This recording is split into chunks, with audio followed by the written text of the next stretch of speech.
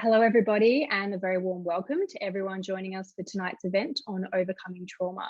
My name is Abby, and I'm the Events and Partnership Manager at DropBio, and I'm excited to be facilitating this event tonight. Before I introduce our guests, I would like to firstly acknowledge and pay respects to the past, present, and future traditional custodians and elders of the nations on which we each stand today. Now, for anyone here who is new to DropBio Health, we've been around for a few years now, and our mission is to help people to improve their health through lifestyle and blood biomarker data. We do this through our free events with health experts like tonight's and products such as our at-home finger prick blood test kit Wellbeing. Our amazing community of like-minded individuals is looking to improve their health and wellbeing is in the thousands today. So if you're interested in joining them or finding out a little bit more about what we do, check out the links in our chat box. Tonight, we're really grateful to be joined by Professor Craig Hassad, Jennifer Beaton, and Megan Flamer. Professor Craig Hassad is the founding director of education at the Monash Centre for Consciousness and Contemplative Studies and is coordinator of mindfulness programs across Monash. He's authored over 110 papers in peer-reviewed journals and published 14 books. Welcome, Craig. Good to be Jennifer, with you. Thanks so much for coming tonight. Jennifer Beaton is an endorsed counselling psychologist and works in private practice with a special interest in complex trauma. She's the lead author of a peer-reviewed journal article, Chronic Mistrust and Complex Trauma, Australian Psychologist Perspectives on the Treatment of Young Women with a History of Childhood Maltreatment. Welcome, Jennifer. Thank you. Pleasure to be here. Megan Flamer is the Director of Innovation for the Monash Centre for Consciousness and Contemplative Studies. Her company, Mindful Under Fire, continues to provide training in the US and Australia for individuals and teams to succeed in high pressure situations. Welcome, Megan. Thank you. Really excited to have you guys, and we're going to dive into it really, really soon. For our audience, I just wanted to let you guys know that there's a chat box that you can use to introduce yourself and join the conversation. We'll have a dedicated time at the end of this event for our speakers to answer your questions. So if any come up for you tonight, be sure to put them in that Q&A box below, and I'll read them out to our speakers in that session. Before we dive into it as well, I wanted to let you know that we will be hearing the story of a trauma survivor discussing trauma. So if this brings up for anything for you, please seek support. You can reach out to Lifeline also on 13 11 14. We'll put those details in the chat box. But let's, without further ado, dive into it. So the first part of the event, we're going to be chatting to Craig and Jennifer about trauma. And then we're going to hear a little bit from Megan around her experiences and what worked and didn't work for her as well. So to open up, Craig and Jenny, and I'll let you guys figure out between you who would like to take this first one, or maybe both of you. But I wanted to actually talk about the actual definition of trauma from a clinical perspective. What is it? Well, I could jump in on this one. The official definition is through the Diagnostic and Statistics Manual, so I'll stick to that, which is it's the experience of traumatic event or events, learning and witnessing traumatic events, learning about traumatic events or having repeated exposure to traumatic events through your line of work. So those are the main definitions. Now, there's a lot about the symptom, which I can go into a little bit later, I feel, but I think that's the main definition for us. Okay, thank you. And in terms of how it can present in the body, we really want to talk about that connection. Can you describe how it can present in the body, what we could be looking for? So you're Craig, I think, talking about that. I'll be happy to say a few things about that. The mind-body relationship goes very, very deep. Emotions are really powerful drivers for everything that happens to us physically, physiologically, neurologically, immunologically. Pretty much every system you want to put an ology on the end of, that our mental and emotional state affects it. So there's acute stress response and the chronic stress response. An acute stress response, if we're put in the presence of, like something that, man or woman eating a shark or something like that in the water, will activate a fight or flight response, which is adaptive, hopefully life protecting, etc. But when we've experienced something from the past and we relive it in the mind, we replay it as if we're actually there again, or we anticipate something happening in the future, then we activate that fight or flight response again, not because we're actually in the presence of a shark, but because we're vividly reliving, imagining it, and the body will activate that. So we experience that. There's all the things we associate with stress, from everything from heart going and feeling short of breath, and all of the going pale because the blood's sent off to the muscles because we're anticipating that we've got to fight or fly from something. So there's all of that acute, uncomfortable stress response. But it's the cumulative effect that can really affect our health in the longer term. So when we're activating that response again and again and again, sometimes in big ways, but often just grinding away in the background, then it produces a wear and tear on our system that it was not designed for. And that can increase our risk of getting cardiovascular disease, putting our immunity out of balance. So we get more inflammation. If we've got an inflammatory illness, we get less defense against coughs, colds, infections. It can damage the brain. So the activation of the stress response, the stress area, the amygdala, which is the particular area, gets bigger and more reactive. And even changes the way our DNA expresses itself. And so the genes that actually regulate the stress response, like turning up the volume on those genes, so they're really yelling the whole time rather than just humming in the background. Also, the effects on things like chronic pain, so much more likely to experience things like chronic pain. And really an important thing is that our brain can wire itself for that stress response, wire itself for rumination and worry, etc. Looking at that in a more positive way, all of those effects are reversible, including on the brain, the DNA, and everything else, if we learn to recognize and switch off that unnecessary activation of that response when we're activating it. So that takes a little bit of patience and practice, but all of those unhelpful effects can certainly be turned the direction if we get the right kind of help and support for that. But it's quite a profound and widespread kind of effect on the body. Yeah. And we will be talking obviously about problem versus solutions and strategies and ways to address that. So I guess just sort of summarizing on that and the impact that it can have in the bodies, what are some things that we would want to be looking out for or taking note of in our physiology or the way that we were feeling that might identify that we actually have some trauma to address? The kind of tension, the kind of nervousness, that sort of background activation, that stress response, sometimes feeling a little bit queasy or nauseous in the stomach, things like pain, headaches, and so on, that are kind of don't have an obvious, physical diagnosable reason for them. So a lot of those kinds of things that are just really a sign that we're activating our fight and flight system way in excess of what's required. And I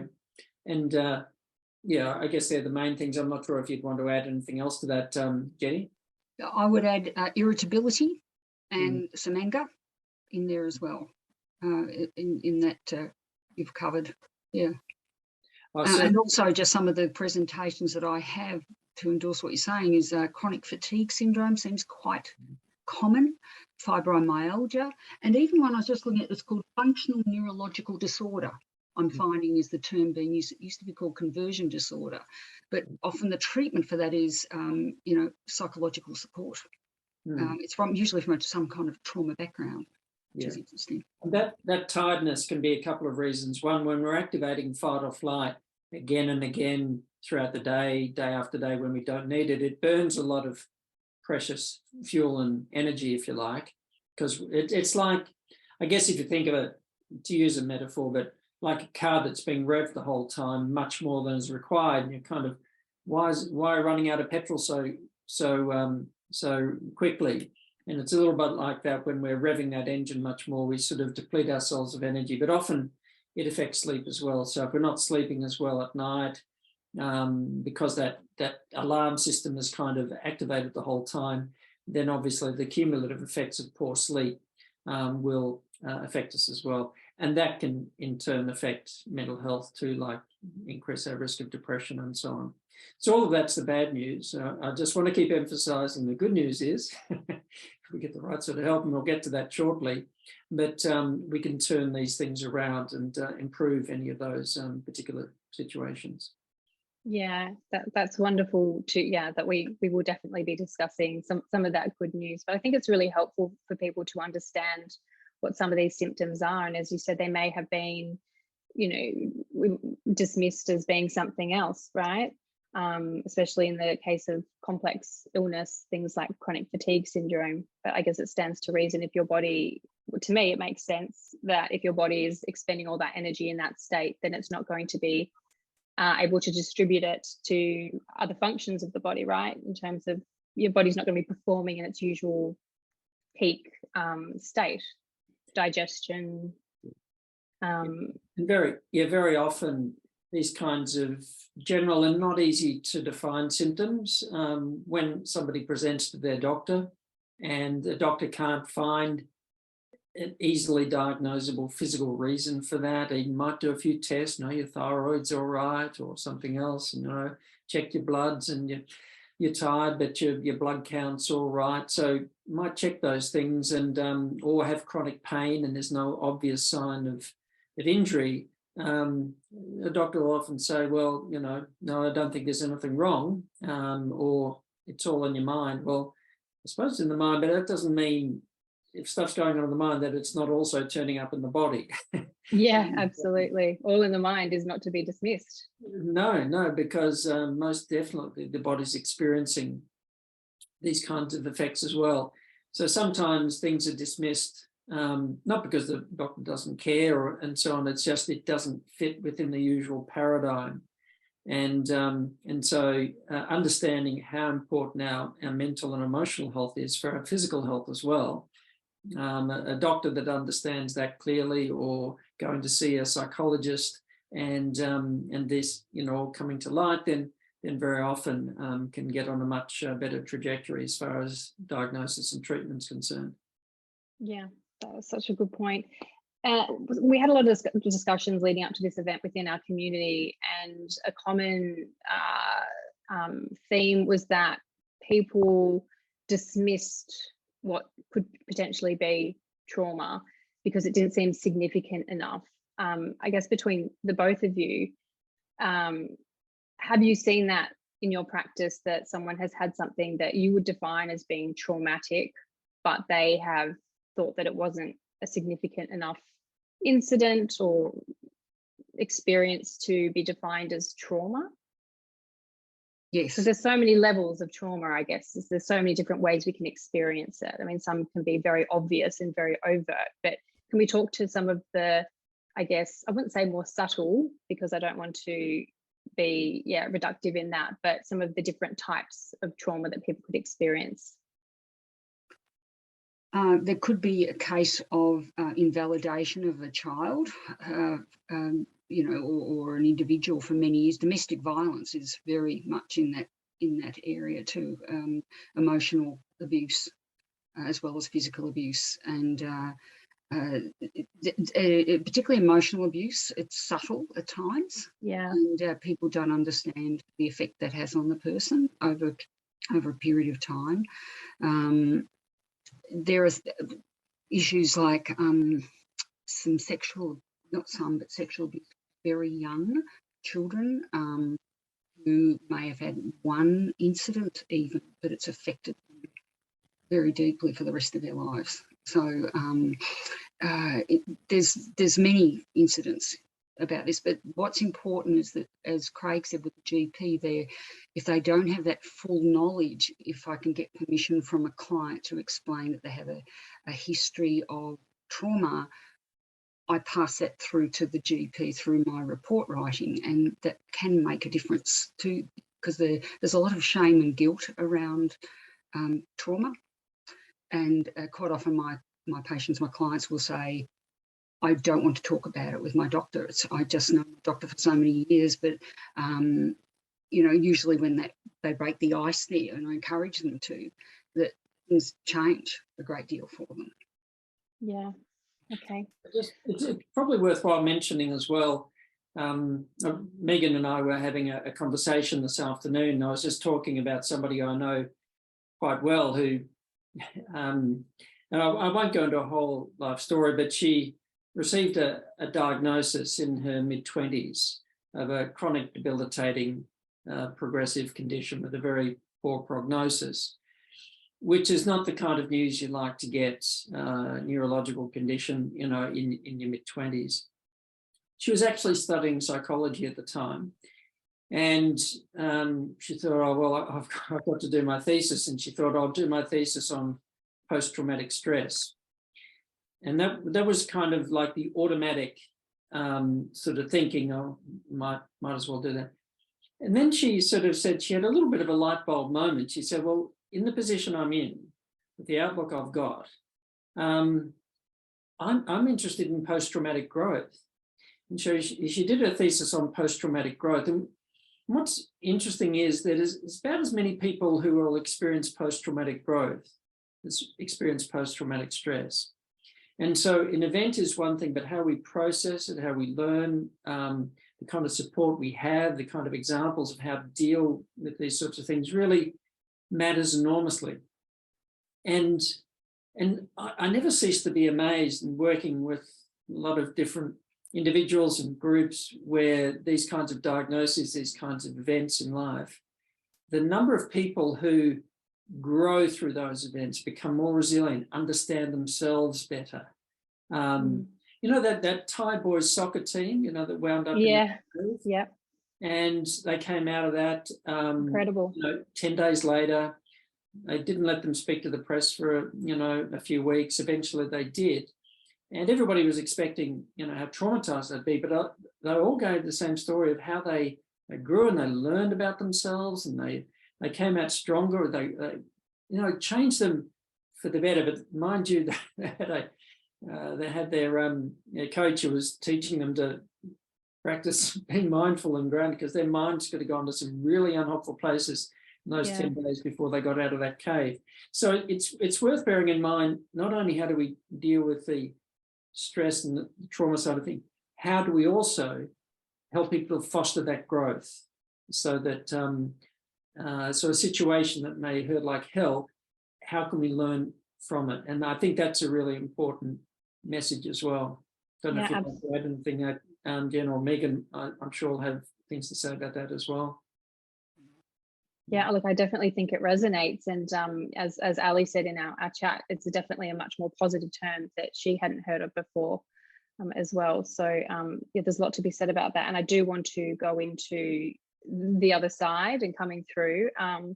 So I might jump into the particular approaches that we can take to address trauma. So if someone has identified this in themselves or someone close to them, what is the first step that they should be taking in order to start to address this?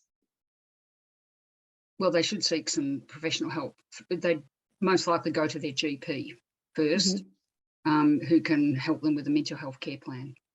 So mental health care plan, and just want to, I really want to break this down just to be really clear. So would you then be referred to somebody? You need a referral in order to see someone like yourself, Jennifer? Correct. From the GP. Yeah, and they do get a rebate too, a Medicare rebate, which makes it helpful for them.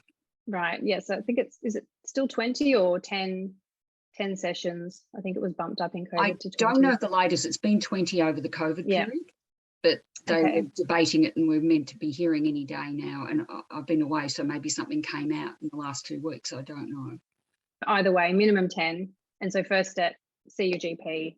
That is the first step. But I do want to branch out from there to talk about, have a bit of a conversation, I guess, around some of the strategies that are effective. I know you've both got a lot of experience and you apply these in your everyday work around working through and recovering from trauma.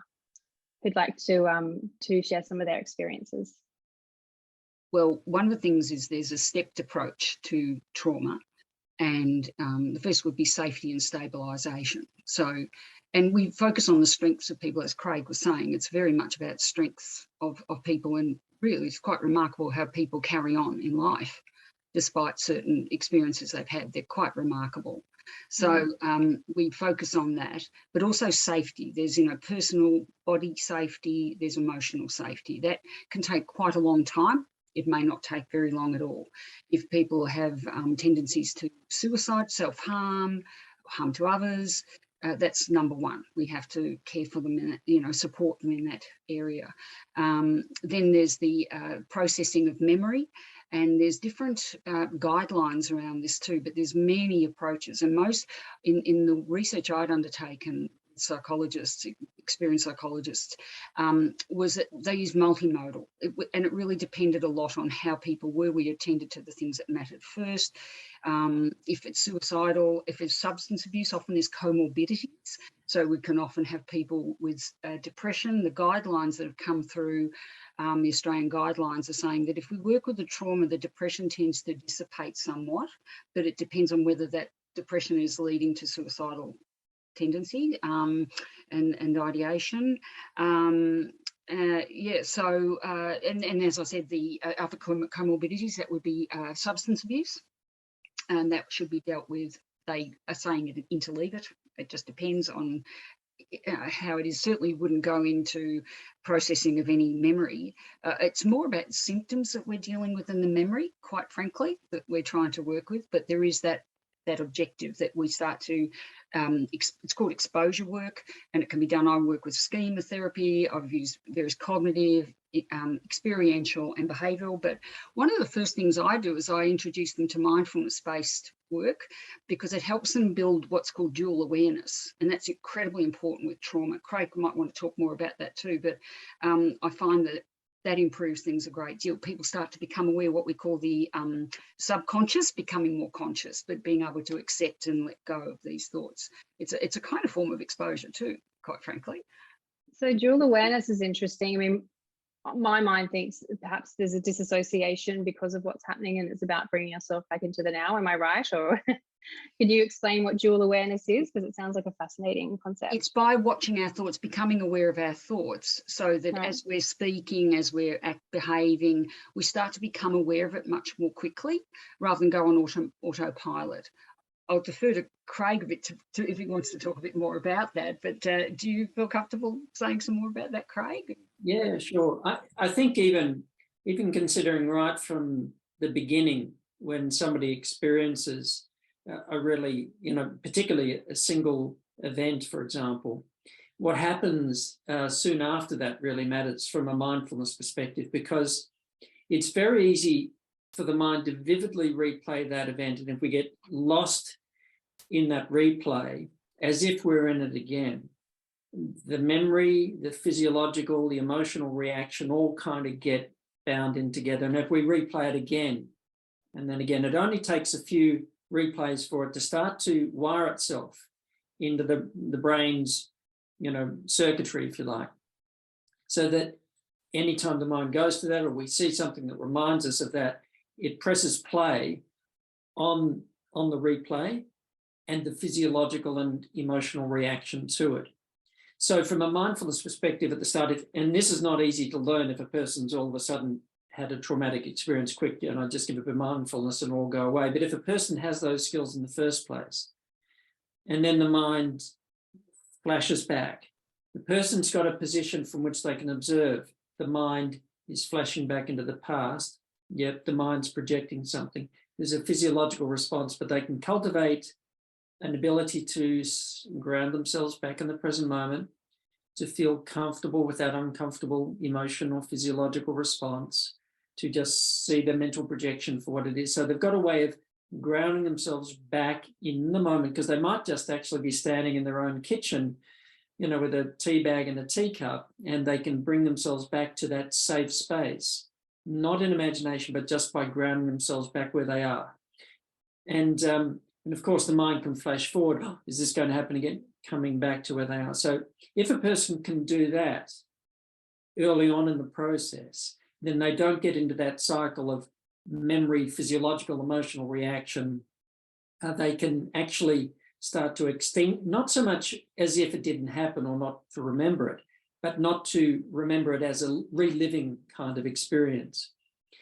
But even if that pattern has been established for quite a while, and Jenny was describing it very well, that from a mindfulness perspective, it can be very, very useful. There's some good research to show that helps, but it's not easy. And when mindfulness being all about cultivating awareness, it can in fact make a person more aware of those thoughts and those memories and the flashbacks, more aware of the physiological response and so on. So the person needs to be very gently, carefully guided through that, and the person has to have the insight and the willingness to learn to work with that, with a well-trained health professional, good psychological credentials, but understands mindfulness very, very well.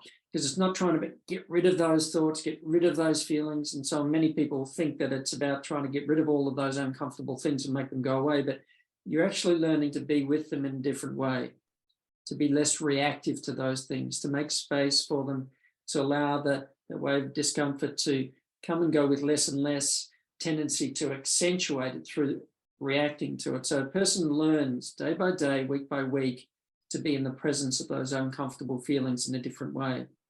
And we can also bring in a skill with it. For example, controlled breathing is really helpful for a lot of people. So we count in and they might breathe through something, an unpleasant thought at the same time. So there's a lot of skills we can bring. DBT is a great therapy, which is often used with borderline personality disorder, but it's being used much wider, in a wider audience now. So that can be brought in. And being having that dual awareness, you can say, as Craig was saying, you have the initial response, but you just buy yourself a moment or two when you might go, I think I'll do some deep breathing. Whereas otherwise you might be shooting up to 100 out of 100 in your response rate, which is very common with trauma. Yes. Because one of the really unhelpful sort of cycles we get into is we notice a thought or a feeling we find uncomfortable, and we desperately try to get rid of it. We get reactive to it. We fight with it. And what that does is it fixates our attention on it and escalates the very thing we're trying to get rid of. So we actually get into a really unhelpful spiral with that. It can work the other way of learning to notice it in a gentler, more self-compassionate way. This is really, really simple, but as I often say, it's not easy. And so it really, person has to be ready to work with that process, has to be well guided and gently and at their own pace if they're going to learn those skills. If they do, it can be very, very helpful, but it takes a little bit of time. But it can help on a deeper level, but it doesn't replace all the other things, and they need to have another human being to talk to and all of the other things that are important, but it can be a very useful part of the solution. Yeah, as you said too, Craig, about that, the human part is that the therapy relationship is extremely important with trauma, single incident or chronic. It's extremely important because safety is really important, and there's often a lack of trust, deep lack of trust. Yeah. So I think that's a great point to bring in Megan Flamer, who has very generously agreed to share a little bit of her experience. You've heard about her background and the incredible work that she's doing today. Welcome in, Megan. I'd really love to hear a little bit about your experience and your story, if you're happy to share. Yeah, for sure. Yeah, so I've worked as a broadcast journalist for a long time. And loved it. Like, I loved the stress of it. I loved the deadlines. I was really attracted to that fast-paced, sort of intense environment. And I think that's how I ended up in emergency broadcasting. So I worked a lot with natural disasters around Southeast Asia. I worked for Radio Australia and Australia Network for many years. And they were the sort of stories where, we'd get news of a tsunami happening somewhere, like in Indonesia, and then all of a sudden someone would be running in and it would be all systems go and it would be really intense, and then you'd be dealing with the aftermath of all of those things. And as much as it was intense and a lot going on and disasters and a lot of awful things that you'd be seeing, I quite enjoyed it. I thought very well in that scenario. I'm good in a crisis in how I think, and I'm able to take action and think clearly. And then the Black Saturday bushfires happened, and I was one of the lead journalists on that particular event and that day, and in the lead up to there were actually many bushfires in the month before Black Saturday, which a lot of people don't remember because it was so enormous an event. This is back in 2009. And so by the time Black Saturday happened, I'd already spent a month traveling around Victoria and around the state and covering a lot of bushfires and seeing the devastation of it, speaking to people whose houses have been destroyed and talking to those families, sifting through ashes. Like, we were taking a lot of footage as well. So it's just, not pleasant conversations, and already, talking to people in their absolute worst scenarios, but also things that I had done already for nearly a decade at that point. So not something I even thought twice about, really affecting me. And then with Black Saturday, the aftermath of that, it was literally, as Craig was describing all of the symptoms just before, it was as if he was describing exactly what happened to me, where all of a sudden I couldn't sleep. I was already a yoga teacher just because I was interested in yoga and mindfulness. So I'd had a mindfulness practice for many years at that point. I'd go to meditate, and even closing my eyes would be very distressing. I'd noticed that my heart rate would get really high. I would have little panic attacks, not full-blown panic attacks. So again, I didn't really think anything of it. All of us at the station where I was working were upset about what had happened. And so we were talking amongst ourselves as journalists. And, I'd spoken to quite a few people at the station who had called in asking us for help in an emergency. So I'd spoken to people who were trapped and had died, and then I'd spoken to their families because I was the last person to speak to them. Like really awful things that had happened that my colleagues had, also done. But I think also with journalists, there's maybe that sort of thing that, doctors and nurses might have, those emergency frontline people where we're just like, this is what we do. You get in there, you get the story, you get it done. And so that's what we've done. And it wasn't until one night I'd come home from work quite late, and I was washing my hair in the shower, and I had to close my eyes to rinse my hair out. And first of all, had like a real moment of, oh God, I don't want to close my eyes. Like it's sort of everything rushed in the moment that I closed my eyes. And so I was sort of trying to do this in this funny way of like, holding my body in this funny way, trying to rinse my hair, but not close my eyes, but not get soap in my eyes. And I had this moment of stopping and thinking, what am I doing? Like, why can I not close my eyes? Like, there's something really wrong here.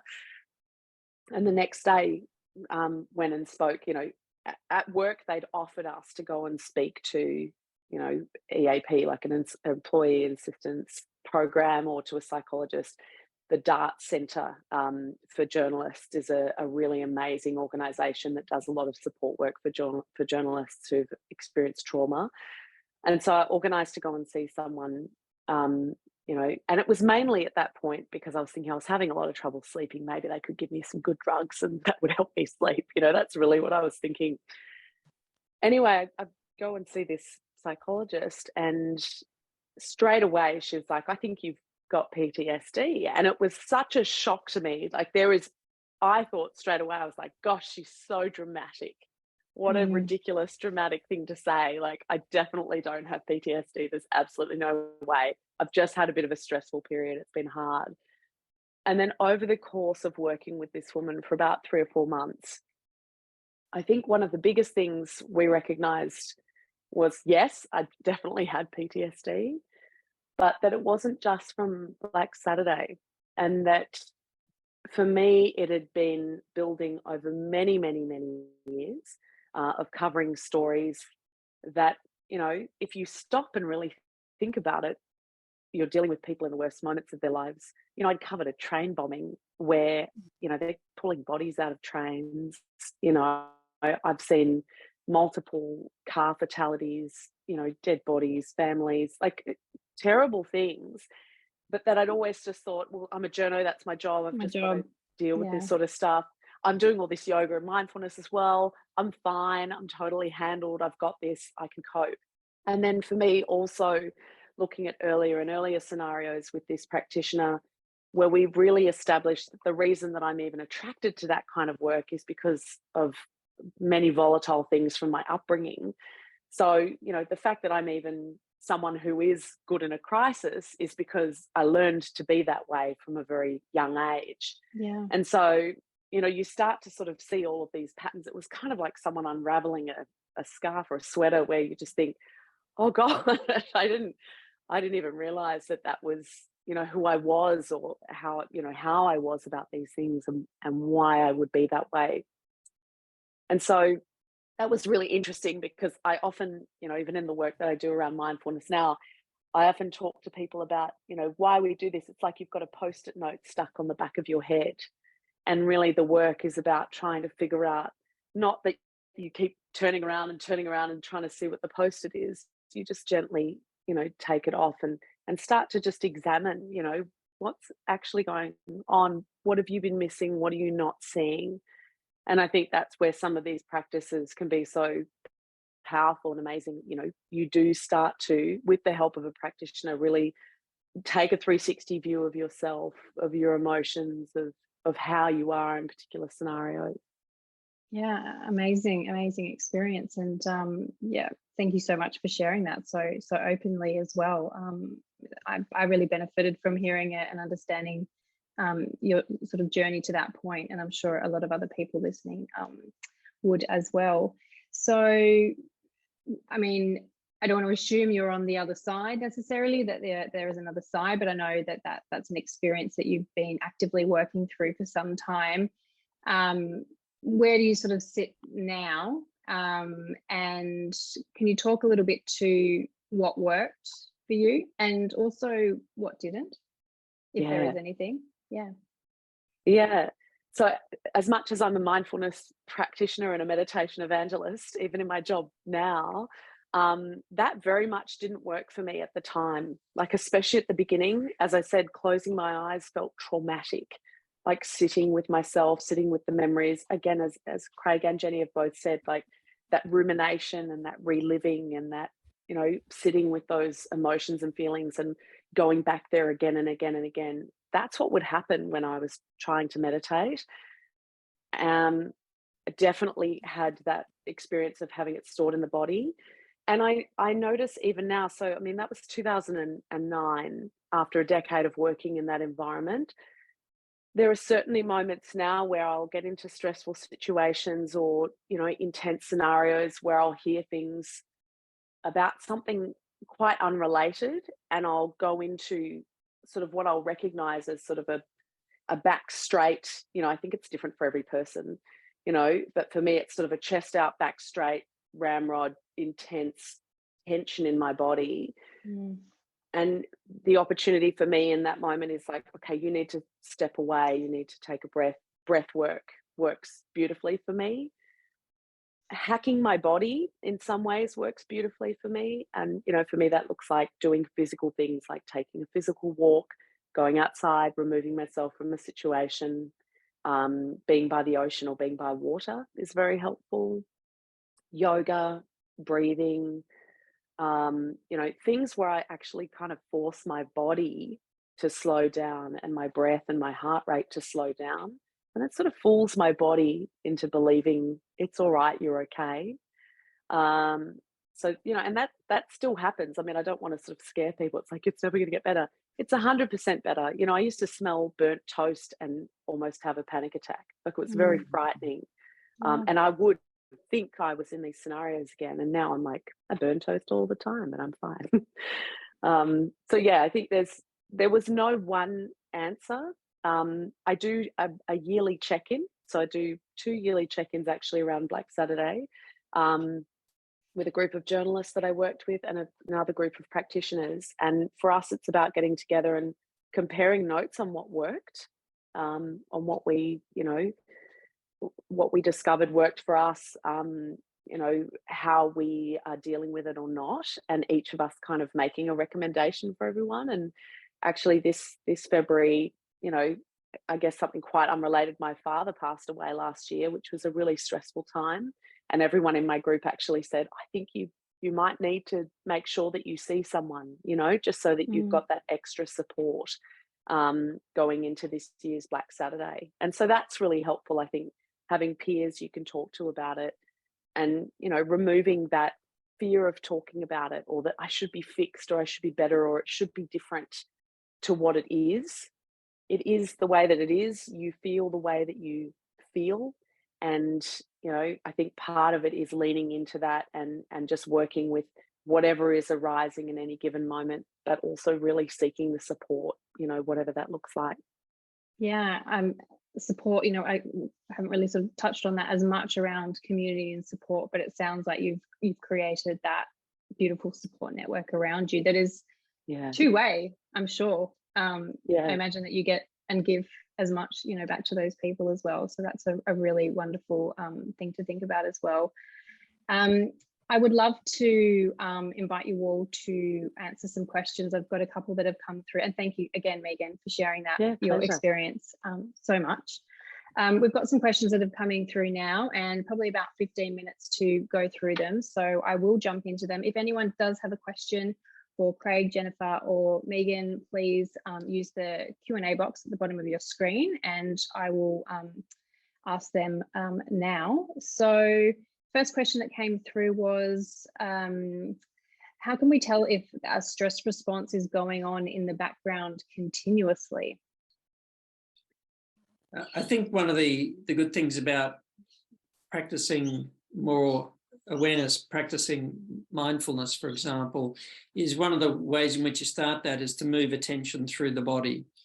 So sometimes called a body scan. And so you're using actual sense as a way of grounding your attention in the present moment. So you start to move attention through the body. And what that does is gives a wake-up call to the sensory areas of the brain, what's called the proprioceptive areas. So pretty soon we start to notice things in the body we weren't noticing before. And they were there, but we weren't conscious of them. Now, when we're becoming conscious of something that's uncomfortable, we kind of think, well, that's a backward step. I don't want to do that. But we need to be aware of it to then be able to take the next step to do something about it, to ground ourselves back where we are, the safe place that we might be in at that moment. As Jenny was saying before, to start to use some breath work, to have a way of, you know, being able to stand back from the thoughts and just see thoughts for what they were, you know, to cultivate a more gentle or compassionate attitude to ourselves, even in our moments of hurt, as much as we don't like what we see. So we will start to notice. I mean, if somebody said, oh, I've been practicing mindfulness for a week, for 2, 3 weeks, and I'm more aware of tensions in my body, I'm more aware that I'm revving that engine, I'm more aware that I find it hard to settle, that's not a sign of getting it wrong. That's a sign of noticing something we weren't noticing. Because if we're not noticing it, it's still grinding away in the background. If we start to notice it, then there's that opportunity for a deep breath. Then there's a moment to just bring a little bit of self-kindness to ourselves. Then there's a moment to just come back and step ourselves one moment at a time, you know, through some situation. Then there's a moment to be able to say, it's toast. It's not, you know, I'm not in a bushfire area again, you know. So there's the opportunity to take those steps, but we will start to notice more of what's going on in the body, and that's actually necessary. Being unaware of that is like driving a car, you know, with a blanket over the control panel. We don't know if the engine's overheating. We don't know if it's you know, out of oil or anything else. And so we need to, in a sense, get more in touch with the body. And surprising how out of touch with our bodies we are. But learning to be comfortable with discomfort. Shannon Harvey is a wonderful journalist and documentary maker, big interest in this kind of area. And she uses the term discomfortable, learning to be comfortable with discomfort. And I can assure you, as you know, we're all human. We kind of look around and think everybody else is okay. I'm the one who's got all these problems. And you start to cultivate a little bit of awareness and you realize, oh, wait a second, we've all got the human condition. Now we can start to learn to work with it. But Jenny, I'm sure would have something else to add to that as well.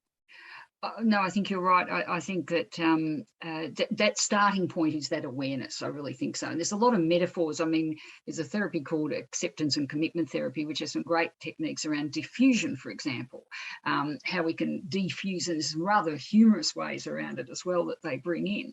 So we can get a bit silly with it sometime as well. And there's lots of great ways around that. But the bottom line is that getting that awareness, first of all, and then kicking in a technique that can get us back into the present. I find once we're in the present, we're fine. There's also protocols, some of them have been around for a long time, which are protocols for flashbacks, and some they call slow rolling flashbacks. Some are very fast, but some kind of take a bit of time, and we pick them up. So things like, you know, I'm in my room and the walls are white, the curtains have this pattern on them, These are grounding techniques, basically. And the time is this, and the Prime Minister's this, and the, you know, and this is the date, and I'm no longer there.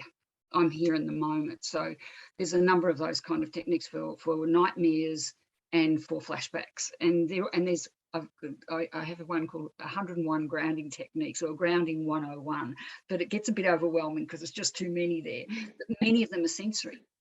There's a number that are cognitive. People go, I've got clients who say, don't want the sensory, they're not ready for that, can't touch, too much pain, too much being held in the body, but they love going backwards. They'll name all the football colours and the teams, and they go back, and then I'm in the present now, and that's good enough for me. So everyone's got their own thing, and we work exactly with what people want. But usually it's getting in touch with the senses, usually. Yeah, interesting. And it's great that there are so many different techniques and modalities because everyone is so unique, right? Their experience is unique. So I guess working with a good therapist, you can bring those in at the right time and based on what that person needs. So if something's not working, perhaps there's another option, I guess, is a good thing to take from that as well. When I undertook my research, so true, and when I undertook my research a few years ago, interviewing some very experienced psychologists, I was amazed at the modalities that they had. They said, well, it depends what's happening at the time. But one of the interesting things is, and it's the International Society of Trauma and Stress, use mindfulness as a baseline. It came up with all the very big research study of psychologists and psychiatrists right across the world, and they found it was a baseline for most things. It wasn't the only thing, but it was a really useful baseline. So yeah, I think too, it's really important that when somebody's learning to work with a particular approach, whatever that approach might be, they need to be willing and ready to do that. They need to have a clear picture of what's the terrain we're going through, because it won't all be easy terrain by any means. And to distinguish between a technique that might not be right for me or I'm not ready for, okay, give space, take another approach, compared to learning to work with a technique and learning to work with it. Because if, for example, we have a misconception, I'll practice mindfulness and that'll make all the stress go away and make all the uncomfortable feelings and thoughts go away. And I'll practice acceptance and then it'll all go away. And we're actually practicing intense non-acceptance, trying to make this stuff go away rather than actually practicing acceptance, that if it's there, it's there. And, you know, we might come back to somebody and say to Jenny or myself or somebody else working with mindfulness, it's not working for me. But to get curious, why, what happened? Oh, well, those thoughts and feeling came to mind. What happened next? Well, I tried to practice, mindfulness and it wouldn't go away. I was trying to practice acceptance and it didn't go away. I can't do it. It's not working for me. Rather than saying, oh, was that really acceptance? Or was it kind of intense non-acceptance, pretending to be acceptance? And, oh, well, I guess it was non-acceptance. What happened? Word escalated it. Okay, well, acceptance is what it says, that if it's there, it's there. So be cultivating a kind of a gentleness with it. So very often there are lessons in terms of learning how to work with these things, because it's not as it appears on the surface. There are a few paradoxes there, and a well-trained health professional will help somebody to understand, I'm not getting it wrong. I'm learning the process. I'm not a failure at it. I'm a human being learning about myself and how my mind and my body work and how to use this awareness better. And okay, I'm a work in progress. Okay, good, we can move forward now. I think that's very relatable in terms of, doing it right. If you're doing it, it's being done right. I mean, thinking about my own meditation experience as well. It's not always a pleasant meditation. but I'm always better for it. I do want to talk about meditation because there's so many different types. And when we talk about mindfulness, is there a particular type of meditation or particular types that are better for cultivating mindfulness? So I guess my example is between a guided meditation or something like Vedic. Well, look, I think it's generally quite good to start with a guided mindfulness practice, whether that's starting with a body scan if a person's comfortable to work with that, or the breath, for example. Other senses like hearing can be used. There's a few varieties, but as Jenny was saying a moment ago, the senses are very, very helpful. But having guidance can really be very useful because there are two things. One, a reminder of the process, come back, present, but the attitude with which we're practicing, gentleness, not being reactive, not judging, criticizing, just noticing that, just that gentle diffusion or non-attachment to what's being noticed. So, and the person who's guiding a practice will be helping to remind oneself of that, because quite often if we're practicing by ourselves, we get very hard on ourselves, very demanding, very critical, and so we bring the exact opposite attitude to ourselves. So I think that having the guided practice is very helpful, particularly in the early stages. But the aim is to be independent and not to have guided practice. That is, you can take that inner awareness, that inner attitude of gentleness and self-compassion anywhere that we go. And so the point is to be independent of the guidance ultimately, not to have headphones on and be listening to somebody else guide one through it at all times. Yeah, wonderful. Thank you. Yeah, and I might start off with in session I'll do a 5-minute mindfulness, and it depends on how the client, it's all about attunement. And so if I'm attuned to the client, they don't want it, that's fine. Sometimes people prefer imagery of a safe place or a calm place. We'll do that. EMDR is a therapy which goes through the 8 stages, which is very much trauma-focused work, but they do a lot of work on safe place as well and calm place. But lots of therapies do. Compassion-focused therapy does that as well. So, they might say, no, I don't want to go near my body, don't want to do any of that. I might allow you to do a bit of breathing work with me. So fine, whatever you like. Or a safe place might be the sea. Might be I go there because I feel okay in that situation, or the field, and we get a keyword or in a paddock or in a mountain, we'll say, give us what's a word that describes it, and they might say, oh, the field. So if you use the field next time, that might give you an automatic response then. You just don't know, but it often helps that way. Yeah, but that's one example, and usually I will recommend smiling mind, headspace. But like Craig said, it's eventually, I said, just sit with it. The more you feel you can accept. We usually debrief whatever therapy we're going through anyway. At the beginning of a session, we debrief what's been happening since we last met. So adapt, work on it. It is amazing work. There is no failure in any of this. There's only learning, and we to ourselves, but also a therapist we're working with will always bring things back to what can we learn from that experience. And there is no failure, but we do need to walk the path that's right for us, and something that might not be comfortable now but could be very useful. It could be in 6 or 12 months or 2 years or 5 years. The person might say, I'm ready to use that, and where perhaps wasn't ready before. So these are all skills we're picking up along the way for the future as well, not just dealing with the past. I do know that you have to head off to your next appointment or event, Craig, so when you do need to go, please just feel free to jump out. It's been absolutely wonderful speaking with you. I did want to close out on a question and get each of your inputs, which was from Mary, who asked, do you ever truly recover? Lots of learning, discoveries, but it is so deep. Can we talk a little bit about recovery and what that looks like from each perspective? Craig, maybe if you've got 1 minute, you want to quickly go first, and then Jenny and Megan can finish up. I think, well, yes, it is deep, and there are different levels of depth.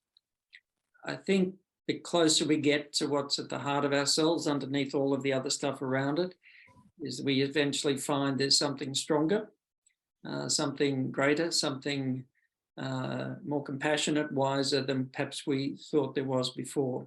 It's a little bit like digging for buried treasure. Sometimes we feel like we're digging for a while, but you know, the closer we get to that sort of part of our being, I think the closer we get to something that we maybe were surprised to find is actually there, but there's something of far greater value than we might have thought. I'll leave you with that. That's a wonderful thing to be left with. Thank Beautiful. you so much, Craig. It's been Bye-bye. wonderful having you, and we will quickly jump to Jennifer and Megan, who wants to jump in next. I find that what Craig was saying relates to some of the therapies that we use. One of them is called the healthy adult concept in schema work, and we look at the vulnerable child, the one that comes with the hurts, but it comes back to that and believing in yourself, because the answer usually lies within. In fact, it always lies within. We don't give the answer, the individual gives the answer in the end. There's DBT, call it wise mind, where there's so many different things. It's exactly what Craig's saying, that there's that the answer is within, but you just have to find it. And as I started saying at the beginning, which was that unconscious conscious, which is what we want to bring up. But it takes a while, and that's the other thing with trauma work. It can take quite a long time. It's not, 4 sessions and you're done, or 6 sessions. As you know, you said, I heard you say 3 or 4 months, and that's pretty good. In 3 or 4 months, quite frankly, I mean, there's no, but it is no good or bad. But I mean, it sounds like things were moving along very well for you for 3 or 4 months. So, and you put a lot of work into it yourself, by the sound of it too. When I should say 3 or 4 months was just the sessions with that initial practitioner, and I have had therapy on and off in some way or form for the last however many years, addressing and unpicking that and working in various ways over the last decade or so. So it's, very much a work in progress. I think, to add to what you've both said, I think the biggest thing I would say is that this used to be an enormous part of my life. And then as I've grown and learned how to work with it and how to be with it and how to recognize the signs and how to soothe myself and, practices that help with all of that, it's become a little part of my life. And I've read a lot of stuff about grief in the last year, and I've seen a bunch of metaphors that I really love around, grief at the beginning is the jar being really full and you're really struggling with that. And over time, it's not necessarily that the grief gets smaller, but that your jar gets bigger. And I feel like in a lot of ways, that's how this has felt for me, that just my life got bigger. I learned how to cope better. I learned how to be, have more things as part of my life and have more coping mechanisms. And that's really helped make this still a part of my life, but a part of my life that's, that I can be capable with, and that has in many ways made me a more grateful and well-rounded person, and has certainly informed all of my work as well. That's very much that post-traumatic growth, isn't it? Growth. There's Yeah. no doubt about it. Yeah, definitely. Absolutely. Yeah.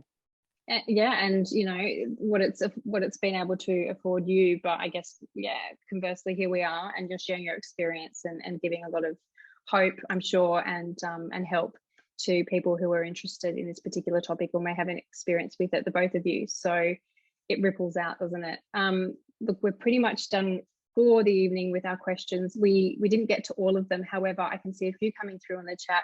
There's some in the Q&A. We will endeavour to have those answered for you, and in particular, how you can get in touch and find a good therapist. We can definitely chat to our speakers and get some additional information for you as well. So thank you so much to everybody who has participated, asked questions, been in the chat, or just turned up and given us an hour of your valuable time. I'd really love to thank Megan and Jennifer. Thank you so much for your time and experience. It's been a really fascinating event.